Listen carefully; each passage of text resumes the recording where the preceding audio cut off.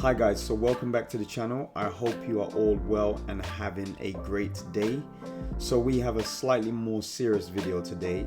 We are going to watch a video from Good Morning Britain, and it touches on the current cultural paradigm shift we're experiencing with gender, biological sex, and also how these things are affecting women's rights. As a coach that deals with both males and females, if I'm even allowed to use those words anymore, I want to chime in with my 2 cents and share my perspective on the matter. Now, in a few of my previous, more light-hearted videos, I already established that women physically cannot compete with men in sports, and this also extends even to 15-year-old boys. But for some reason, it seems like society isn't aware of these basic facts and is currently plunging into a state of chaos, confusion, and utter craziness. So let's watch the tape. So obviously we have from Milton Keynes, the actual athlete, the Olympian in badminton, and Newcastle, obviously the one wearing the red dress, the broadcaster who's actually a trans gender broadcaster. So we're gonna have two different perspectives from these two individuals.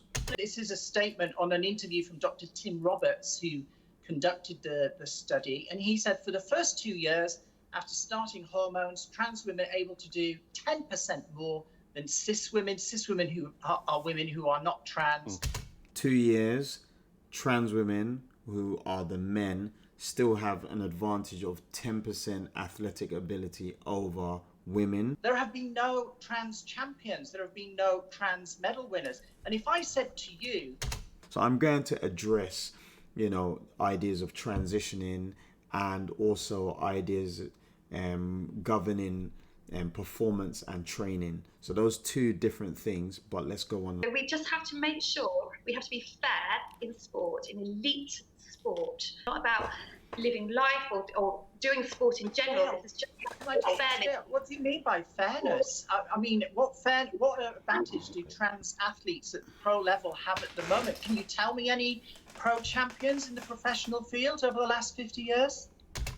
That's irrelevant. Simply because athletes are not winning, it doesn't mean that we can't say that they possess an unfair advantage.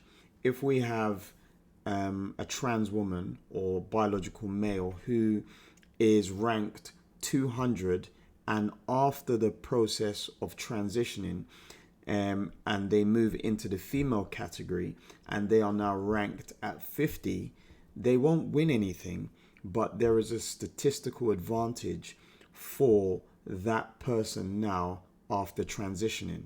The female category is being populated by higher achieving athletes from the males who were not as highly ranked as a male athlete. 0.25% is the world population of trans women. I'm sorry, but the majority would have to be prioritized. Everybody's mind's eye, they seem to think that this is men v women, and that's what we've just heard there. I understand why it happens.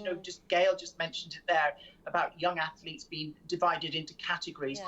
We're not talking about men v women. We're talking about women who happen to be trans, who had transitioned. Trans women are biological males who identify as females. Sport doesn't look at your gender identity. Sport looks at your physical appearance. That's what you use to participate within sport. No one participates within sports with their gender identity. You do not run 100 meters with your gender identity. You run 100 meters with your physical makeup. I can give you a very quick example here. Leah Thomas, the other trans athlete. Sorry. Yeah, and exactly, and that's why they're making the decisions now, because they've had to look at this and how far ahead she is, and is that fair to the other women competing? There's been so many vocal, what we need to know. It's everyone. We're not there at that stage to be. It's not inclusive at all. It's not, inclusion and fairness are not compatible. So one of the things that I wanted to address from the video is the process of transitioning. So this would be the process by which a trans woman would undergo hormone therapy and then transition to the subset of women in terms of the physical abilities.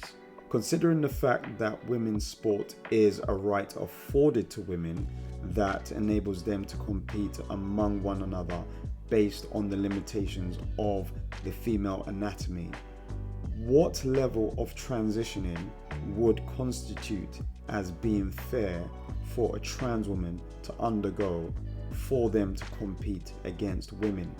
So from my perspective, in order to make the competition between trans women and women fair, you would need to create a process of transitioning that reduces the frames of trans women to that of women, reduce the lung capacity of trans women to that of women, reduce the cardiac output of trans women to that of women, reduce the bone density of trans women to that of women. So I think you can appreciate where this is heading. We are actually talking about creating biological women from men, and this does not seem attainable.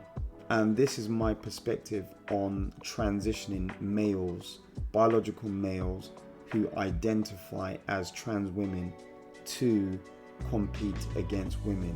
It does not seem feasible. It does not seem fair.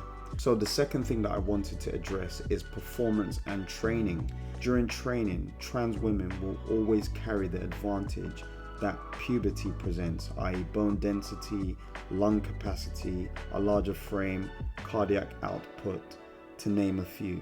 And these things will enable them through training to realign with their natural athletic subset of men and train toward the statistics defining that particular distribution. Also, the hindrances that women experience, such as menstruation, hormonal fluctuations, and the presence of even a womb, will never be experienced by trans women. Is it really a plausible viewpoint to consider boosting hormone therapy to counter these things, and also long term during the entirety of a trans woman's sports career? This doesn't seem safe at all. So guys, that's the end of the video. I hope you've enjoyed my perspective on the viewpoint of transitioning trans women to female sports. If you have any comments, please leave them within the comment section. Hit the like button, share the video, and also hit the subscribe button and notification bell to stay informed of any new videos that I'm uploading to the channel. And until my next one, I'll see you guys soon. Peace.